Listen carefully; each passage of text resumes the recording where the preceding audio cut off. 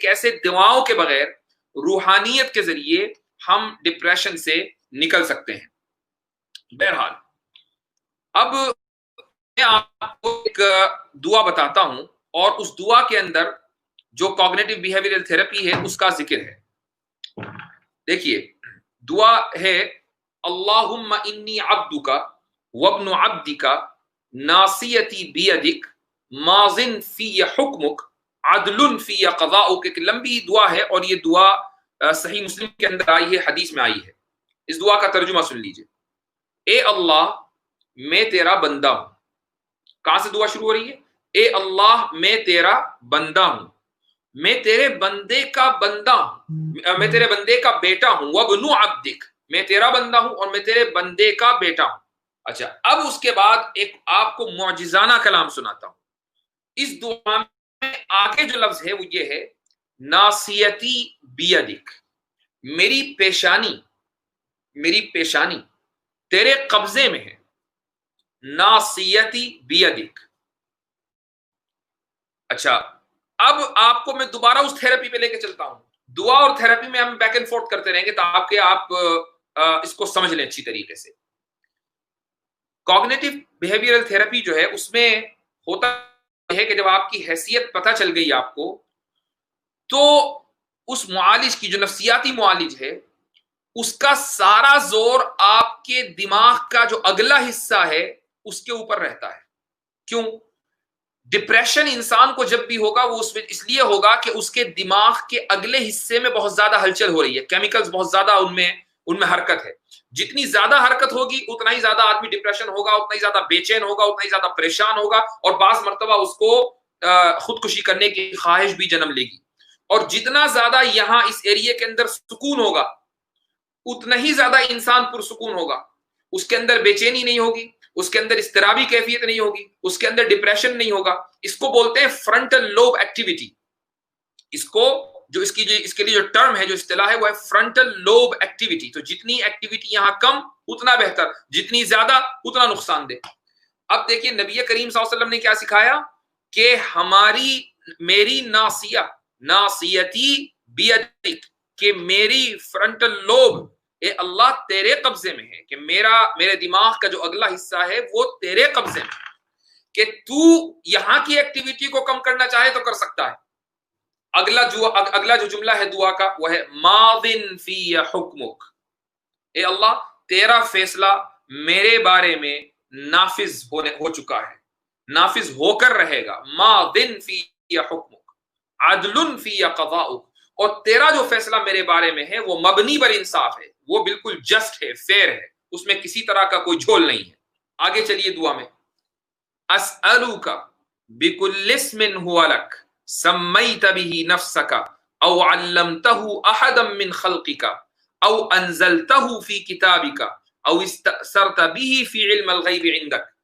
اس پوری عبارت کا جملے کا جو ترجمہ ہے وہ یہ کہ اے اللہ میں تیرے نام کے واسطے سے، ہر اس نام کے واسطے سے کہ جو تو نے اپنے لیے اختیار کیا، یا تو نے اپنی مخلوق میں کسی کو سکھایا، یا تو نے اس نام کا تذکرہ اپنی کتاب میں کیا، یا تو نے اپنے علم غیب میں اس نام کو اپنے لیے خاص کر لیا، میں ان تمام ناموں کے واسطے سے اے اللہ تجھ سے سوال کرتا ہوں، کیا مانگتا ہوں؟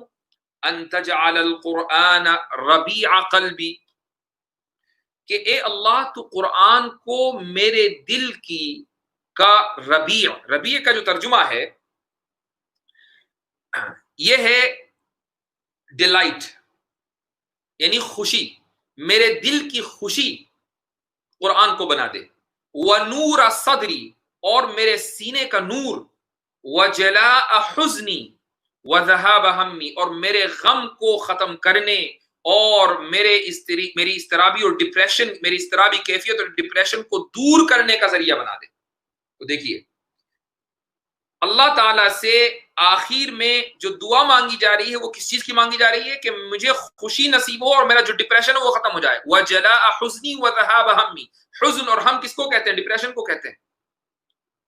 اچھا، اس کا مطلب یہ ہوا کہ اللہ تعالی اس دعا میں نبی کریم صلی اللہ علیہ وسلم نے ہمیں یہ سکھایا کہ سب سے پہلے اپنی حیثیت پہچانو کہ تم کون ہو، تم اللہ کے بندے ہو۔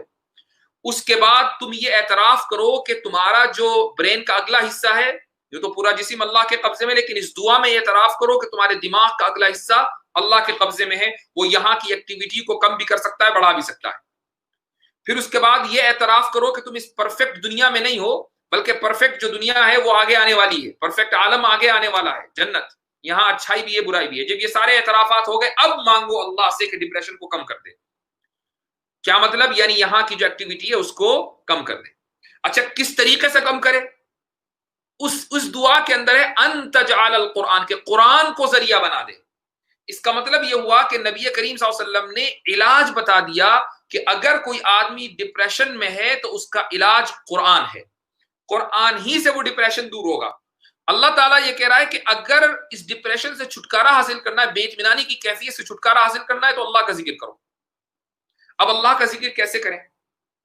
دو طریقے۔ ایک تو سب سے آسان اور جو سب سے مفید اور ایکوریٹ طریقہ ہے، جس میں کوئی دو رائے ہو ہی نہیں سکتی، وہ یہ ہے کہ قرآن کریم کو پڑھنے کا معمول بنایا جائے۔ ایسا نہیں کہ صرف رمضان میں آپ نے پڑھ لیا، بطور علاج بھی آپ پڑھیں، بطور عبادت بھی پڑھیں اور بطور علاج بھی پڑھیں۔ ایسے لوگ کہ جو ڈپریشن کا شکار ہیں، وہ روزانہ کم سے کم ایک پارہ، خصوصاً ایسے وقت میں کہ جب وہ تمام فکروں سے تھوڑا سا ریلیکس ہوں، صبح میں اٹھنے کا وقت ہے، تو ایسے موقع کے اوپر وہ قرآن کریم کا ورد کریں۔ ایک بات، ایک تو طریقہ یہ ہے، پہلا ذکر۔ تو اب دوسرا طریقہ جو ذکر کا ہے، اللہ کے ذکر کا، پہلا تو طریقہ ہو گیا قرآن، دوسرا طریقہ ہو گیا مراقبہ۔ مراقبہ کریں گے آپ رات کو، مراقبہ صبح میں نہیں ہوگا، مراقبہ ہوگا رات میں۔ جب پورا دن گزر گیا، اب آپ بیٹھیں گے، زیادہ نہیں، 10 منٹ آنکھ بند کر کے بیٹھیں گے۔ تو مراقبہ کا مطلب یہ کہ آپ آنکھیں بند کر کے آپ سوچئے، آپ تمام فکرات کو الگ کر لیجئے۔ اب آپ سوچیں، کیا سوچیں؟ کہ آج میرے ساتھ جو واقعات ہوئے ہیں، کتنے میرے ساتھ اچھے واقعات ہوئے ہیں، کتنے میرے ساتھ برے واقعات ہوئے ہیں۔ مثلا آپ نے سوچا کہ آج میرے ساتھ 10 بری چیزیں ہوئی، یہ ہوا، فلاں نے مجھے یہ کہہ دیا، فلاں نے مجھے یہ کہہ دیا، فلاں نے میرے ساتھ یہ کر دیا، میں وہاں گر گیا، یا میں وہاں میرے پیسے کھو گئے، وغیرہ وغیرہ، 10 چیزیں ہو سکتی ہیں۔ تو آپ نے یہ ایک ذہن میں لسٹ بنا لی۔ اس کے بعد آپ کے ساتھ جو اچھی چیزیں ہوئی ہیں، آپ ذہن میں اس کی لسٹ بنائیے۔ یہ کام روزانہ کرنا ہے کہ آج جو ہے فلاں صاحب نے میری اس طرح تعریف کی، آج فلاں شخص نے میرے ساتھ یہ احسان کیا، آج میری انکم بڑھ گئی، آج مجھے اچانک اتنے پیسے ملے، یا آج مجھے تنخواہ ملی، وغیرہ وغیرہ۔ آج بہت سے لوگوں کی ملازمتیں گئیں لیکن میری نہیں گئی۔ آج میں نے بہت سے لوگوں کو دیکھا کہ سڑک کے اوپر چل رہے تھے، ان کے پاس نہ کھانا تھا نہ پانی تھا، اور بھوکے پیاسے وہ اپنے علاقوں سے جا رہے تھے، لیکن میں اپنے گھر میں آرام سے سکون سے بیٹھا ہوا ہوں۔ یہ بھی ایک اچھی چیز ہے، یہ آپ کو ملی ہے، دوسروں کو نہیں ملی۔ یہ ایک نظام ہے اس کائنات کا۔ یہ ساری وہ اچھی چیزیں ہیں جو آپ کو ملی۔ تو آپ نے ایک لسٹ بنا لی اچھی چیزوں کی، اور آپ نے ایک لسٹ بنا لی ان چیزوں کی جن سے آپ کو پرابلم ہوا۔ تو جن چیزوں سے آپ کو پرابلم ہوئی اس پر آپ کریں صبر، کہ ہاں بھائی ٹھیک ہے، اس دنیا کا یہ نیچر ہے، پرابلم تو آتی ہے، میں جنت میں تو بیٹھا ہوا نہیں ہوں۔ اور یہ سوچ کر کیجئے کہ جتنا میں صبر کروں گا اتنا ہی مجھے ثواب ملنا ہے۔ اور جو چیزیں آپ کو اچھی لگی ہیں ان پر آپ کیجئے اللہ کا شکر۔ آپ کہیے اے اللہ تیرا شکر کہ تو نے مجھے اپنے گھر کا آرام نصیب کیا ہے، تیرا شکر کہ افطار میں میرے پاس اتنی چیزیں ہوتی ہیں کہ بہت سے لوگوں کے پاس کھانے کے لیے روٹی نہیں ہوتی، سحری میں بھی میں یہ سوچتا ہوں کہ کیا تو کھاؤں اور کیا چھوڑوں، بہت سے لوگ جو ہے بغیر سحری کے روزہ رکھتے ہیں۔ تو یہ جو ساری چیزیں ہیں اس پر آپ کریں گے اللہ کا شکر، ٹھیک ہے۔ تو جب آپ نے روزانہ 10 منٹ کے لیے یہ پریکٹس کی، شکر کیا اللہ کا، اور اسی طریقے سے جو مصیبتیں آئیں اس پر صبر کیا، تو جب آپ نے اتنا ایک کنٹینیوسلی مسلسل اس چیز کو اپنے زندگی میں نافذ کیا، اس مراقبے کو، تو آپ بہت جلد، بلکہ میں یہ کہتا ہوں کہ 40 کا عدد اس کی بڑی اہمیت ہے، 40 دن اگر آپ لگاتار اس چیز کو کر لیں تو بہت حد تک کہ آپ ڈپریشن سے چھٹکارا حاصل کر لیں گے، لیکن اس کے اندر کسی بھی طریقے کا ناغہ نہیں ہونا چاہیے۔